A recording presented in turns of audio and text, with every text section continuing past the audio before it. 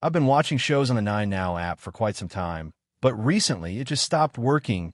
Videos wouldn't load, or the app froze on the home screen. If that's happening to you, here are 2 smart fixes that can get things running again. First up, you don't need to rely on the app alone. 9Now has a fully functional website that gives you access to all the same content. Just head over to 9now.com.au using any browser. Once you log in, you can stream your favorite shows, browse categories, and continue right where you left off, all without using the app at all. This is a quick workaround that works especially well when the app is glitching or not opening on certain devices. Another thing that might be blocking the app is your VPN. If you're using a virtual private network, especially one set to a different region or country, the 9Now app might stop working altogether.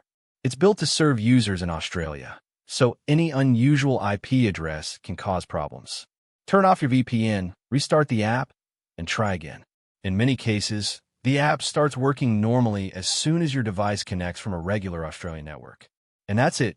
2 easy fixes that usually do the trick.